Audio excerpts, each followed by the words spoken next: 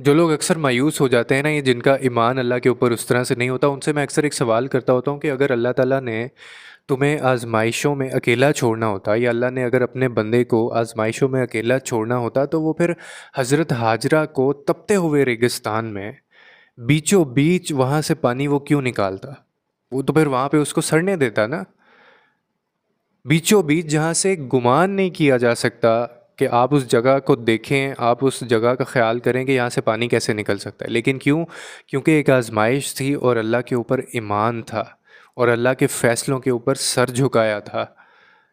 اللہ کبھی بھی آزمائش میں اپنے بندوں کو اکیلا نہیں چھوڑتا۔ اگر ایک ڈور ٹوٹتی ہے نا، تو ہمیشہ یاد رکھو تمہارا اللہ تمہیں دوسری ڈور سے جوڑ دیتا ہے۔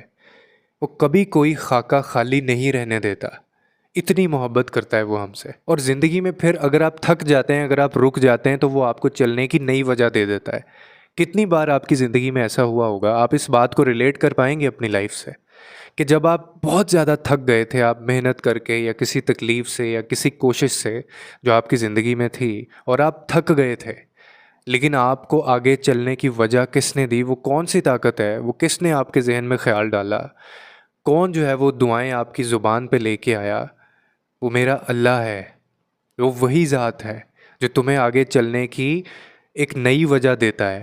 اگر وہ کوئی ایک چیز چھینتا ہے نا، تو وہ اس لیے اتنی چھینی جاتی ہے کہ ہمیں اس نے کچھ دینا نہیں ہوتا، بلکہ اس سے بہتر چیز ہماری زندگی میں لانے کے لیے ہمارا ہاتھ خالی کیا جاتا ہے۔ اور میں تو کہتا ہوں کہ وہ اتنی خوبصورت ذات ہے کہ نہ صرف آزمائش کے وقت وہ اپنے بندے کے ساتھ رہتا ہے، بلکہ آزمائش کے بعد بھی آپ کو تنہا نہیں چھوڑتا وہ۔ یعنی تکلیف جس وقت میں ہمیں ہوتی ہے، اس کے بعد ایک آزمائش آئی ہوتی ہے، ہم اس سے نکل بھی جائیں، وہ رب ہمیں تب بھی نہیں چھوڑتا، وہ تب بھی اپنے بندے کے ساتھ رہتا ہے، وہ تب بھی آپ کی دعائیں قبول کر رہا ہوتا ہے۔ آپ کی زندگی میں وہ روشنی ہے، اور ہمیشہ یہ روشنی اندھیرے کے وقت سامنے آتی ہے۔ اور پھر اللہ کی امید کے علاوہ تمہارے پاس کوئی سہارا ہے؟ یہ وہی امید ہے جو تمہیں کبھی مایوس نہیں ہونے دیتی۔ یہ وہی امید ہے جو تمہیں کبھی رکنے نہیں دیتی، تھکنے نہیں دیتی۔ ورنہ حوصلہ ٹوٹنا جو ہے وہ 1 منٹ کا کام ہوتا ہے۔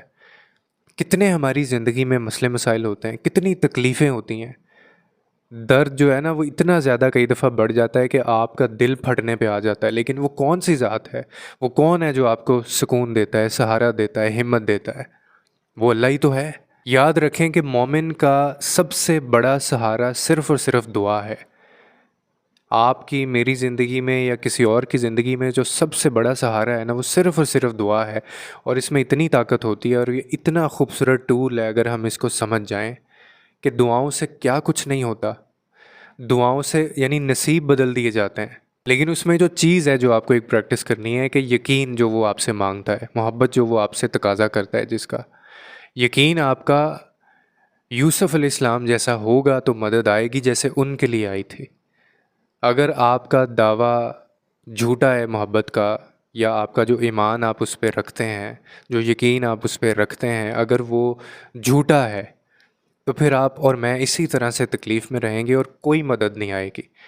کیونکہ اللہ صرف یقین والوں کے لیے ہے، اللہ صرف ایمان والوں کے لیے ہے، اللہ صرف صبر والوں کے لیے ہے، اللہ صرف برداشت والوں کے لیے ہے۔